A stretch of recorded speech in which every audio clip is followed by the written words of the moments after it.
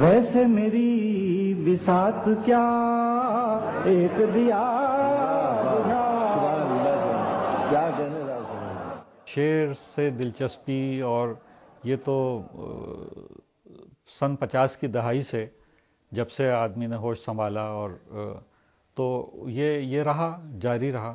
لیکن اس میں دلچسپ بات یہ ہے کہ میں تو شاعری بھی پڑھتا تھا اور بڑے شوق سے مشاعرے سنتا تھا، اور اپنے پسندیدہ اشعار، اس زمانے میں تو یہ سہولتیں نہیں تھیں کہ آپ اس پہ ریکارڈ کر لیں، اور وہ تو ہم اپنی ڈائریوں میں لکھا کرتے تھے. پھر اس کا چرچا ہوتا تھا، اور وہ شعر جو ہے وہ مختلف اس پہ جاتا تھا، بات کرتے تھے لوگ اس پہ. تو اس سے ایک شعر کہنے کی ایک وہ تو تھی، لیکن شعر کہنے سے پہلے میں نے کہانیاں لکھیں، اور اس وقت خاصا میں لکھ لیتا تھا، ایک قلم برداشتہ مضامین بھی لکھ لیتا تھا. پھر میں نے افسانے اور کہانیاں لکھی، نہ صرف لکھیں بلکہ وہ اس زمانے میں، اب یہ سن 58 کی بات ہے، 58 57 58 59، اس زمانے میں جب میں اسکول میں تھا تو وہ چھپی بھی رسالوں میں. اگر وہ جاری رہتا تو میں شاید کہانیاں لکھتا ہوا ہوتا، لیکن پھر یہ شاعری کی طرف ہو گئی. تو یہ سن 60 کی دہائی میں نے پھر شعر کہنے شروع کر دیے. سانحہ نہیں ٹلتا سانحے پہ رونے سے، حبس جان نہ کم ہوگا، حبس جان نہ کم ہوگا بے لباس ہونے سے. شاعری مجھے ہر وقت فیسینیٹ کرتی رہی، اور اب بھی مجھے ویسی پسند ہے اور ویسی اچھی لگتی ہے. سو اپنے طور پہ میں نے شعر و ادب میں توجہ دی. اور اب اس میں یہ تو قدرت کی جانب سے ہوتا ہے کہ اس میں راستے کھلتے چلے گئے، اور آپ آگے بڑھتے چلے گئے، آپ جانے پہچانے گئے. اور میرا خیال ہے کہ میرے پروفیشن میں جو سائنس کا ہے، اس سے زیادہ مجھے شاعری کے حوالے سے لوگوں نے ساری دنیا میں جہاں جہاں اردو بولی اور سمجھی جاتی ہے، اور اردو شاعری سے دلچسپی ہے، وہاں لوگ جانتے ہیں. تو یہ جاننا تو ایک بات ہو گئی، لیکن اگر پسند بھی کرتے ہوں اور آپ کو قبول عام بھی ہو، سو یہ من جانب اللہ ہوتا ہے.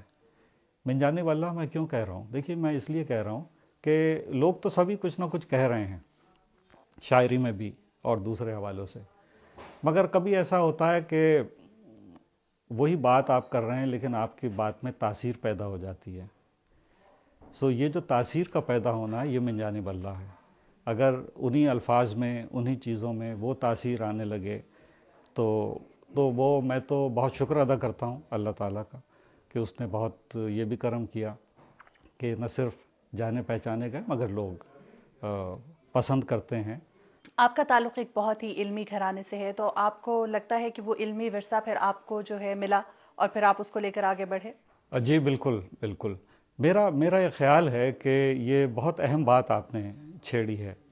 اردو شاعری یا اردو ادب، اس کا جو ذوق اور شوق ہوتا ہے یہ از خود نہیں آتا، لیکن یہ کہ اگر آپ کو ماحول ملے.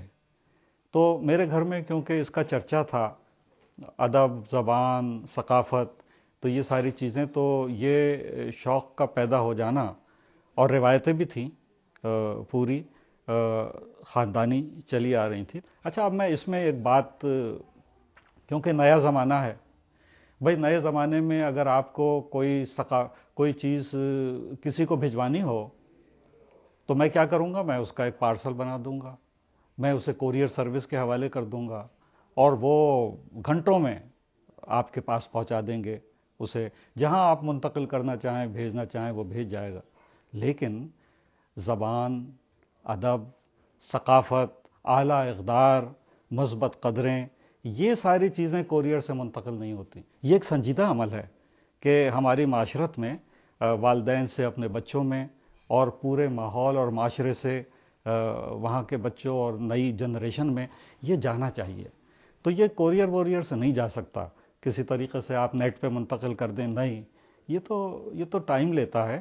تو کیا ہم یہ سمجھیں کہ آج سے 50 برس پہلے جو ایک نوجوان پیرزادہ قاسم تھے جو انگلینڈ کے، جنہوں نے جا کے پی ایچ ڈی کی نیو کیسل یونیورسٹی سے، اور اس کے بعد وہ انگلینڈ نہیں آگے رہے یا وہ امریکہ نہیں آگے اپنا کیریئر بنانے کے لیے، وہ واپس پاکستان گئے اور انہوں نے اپنی پوری زندگی وہیں گزاری، تو اس سوچ کے پیچھے بھی یہی محرک تھا؟ میرا خیال ہے بالکل یہی تھا، کیونکہ اس کے مواقع وہاں موجود تھے، اور میرے ساتھی جو وہاں کے انگریز رہنے والے اور سب تھے، انہوں نے کئی طریقے سے سمجھایا کہ آپ کے لیے یہاں بہت گنجائش ہے، ریسرچ بھی بہت اچھی ہے، کام بھی بہت اچھا ہو رہا ہے. میرے نزدیک اہم بات یہ تھی، میری بچی تھی 3 برس کی، تو میں نے سوچا کہ شاید یہ وہ زبان نہ بولے جو میں بولتا آیا ہوں یا میرے والدین، شاید یہ اس ثقافت میں نہ ہو کہ جس میں ہم گزر کے آئے ہیں. سو میری ترجیح اس میں یہ تھی کہ اگر ہم اس سے جڑے رہ سکیں تو اچھا ہے. تو میں نے فیصلہ کیا کہ نہیں، واپس جانا ہی بہتر ہے. سو میں چلا گیا اور مجھے تو بہت اچھا لگا، میں تو بہت خوش ہوں.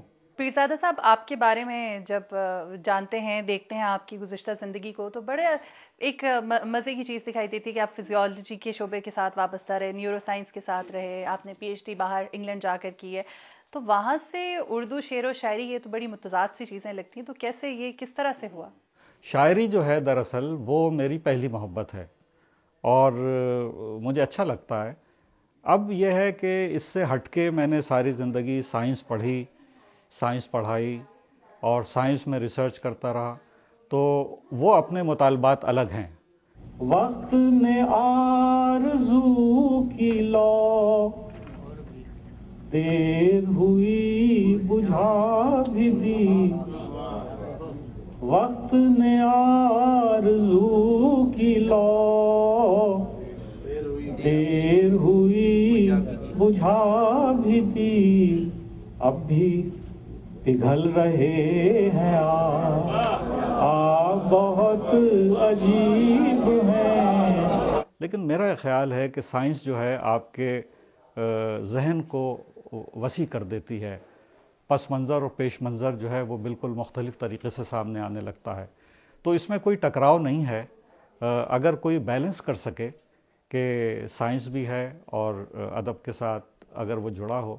ہمارے معاشروں میں ایک قسم کی دوڑ اس وقت لگی ہوئی ہے کہ جسے آپ کہیں کہ پیشہ ورانہ زندگی کی دوڑ ہے، پروفیشنلزم جسے آپ کہتے ہیں، یہ وہ ہے.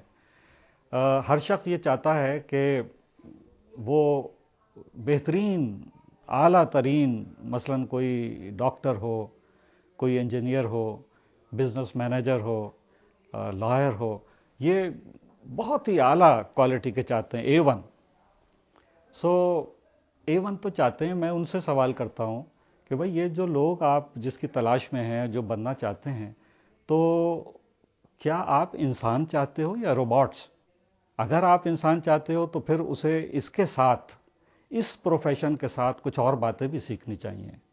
اسے تھوڑی سی دلچسپی ادب سے، زبان سے اور دین سے بھی، جو بھی ہے اس کے ساتھ، معاشرت سے کہ سوسائٹیاں کیسے بنتی ہیں اور کیسے رہتے ہیں لوگ، ان سب سے اگر ہوگی، اس سب سے وہ جڑا ہوا ہوگا، تو اس کی جو شخصیت بنے گی اس کو ہم کہتے ہیں کہ وہ متنوع شخصیت ہے. ورسٹیلٹی جسے ہم کہتے ہیں، وہ اس میں آ جائے گی. سو اب اس وقت جو میں دیکھ رہا ہوں وہ یہ کہ ہم اکہری شخصیتوں کی طرف جا رہے ہیں. پیچھے مڑ کر دیکھتے ہیں، اتنا لمبا سفر آپ نے طے کیا ہے، تدریس میں بھی اور شعر و شاعری کے حوالے سے بھی، مطمئن ہیں دونوں چیزوں سے؟ جہاں تک درس و تدریس ہے، اس میں تو میں نے جو کچھ ہو سکتا تھا وہ سارا کام میں نے کیا اور اب بھی کر رہا ہوں، جو کچھ بن پڑ رہا ہے وہ. لیکن شاعری میں جتنا کچھ ہونا چاہیے تھا یا ہو سکتا تھا، اس کی مجھے فرصت کم ملی، اس لیے کہ میرے پروفیشن دوسرے اور یہ ایک جداگانہ سی چیز ہے. تو اس میں شعر و شاعری سے یا شاعری سے جتنی ایک وہ مجھے کرنی چاہیے تھی، یعنی اس کی طرف توجہ اور اس کی طرف ساری، وہ میں کر نہیں پایا. لیکن یہ کہ جو کچھ بھی ہوتا رہا وہ بھی ٹھیک ہے.